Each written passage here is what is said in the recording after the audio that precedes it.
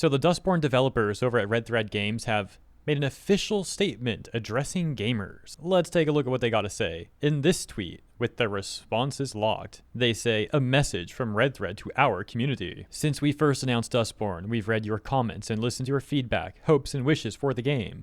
Over the past 4 years, our team has poured their hearts into telling a story that's deeply meaningful to us. A story about the power of words, about building a world where everyone can feel safe, about love, friendships, and robots, of course. We expected Dustborn to spark conversation and debate, and looked forward to engaging with our players in a positive and constructive fashion.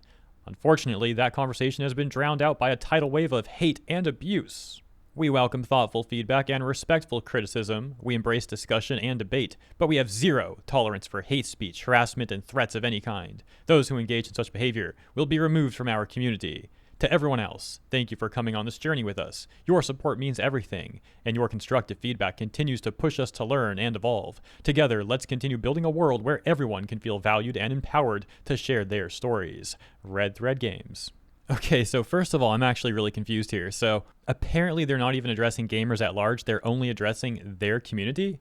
And according to their post, their own community is like really toxic or something. Like, what the heck are they trying to say here? Also, what community? Like all 30 players right now? Like, is that who they're addressing? You know, it's really fitting how their statement doesn't really make sense. And their own game doesn't make sense either. Also, what like hate speech and threats are they talking about?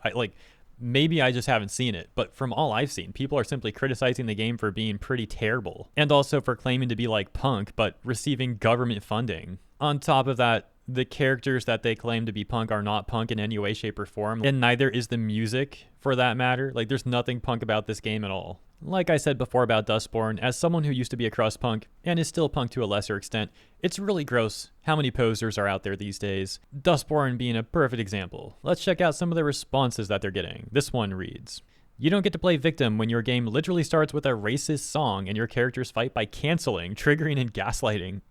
For those out of the loop, that's not even like an exaggeration. Those are like literal in-game mechanics. On a similar note, this response says, quote unquote, building a world where everyone can feel safe about love and friendship.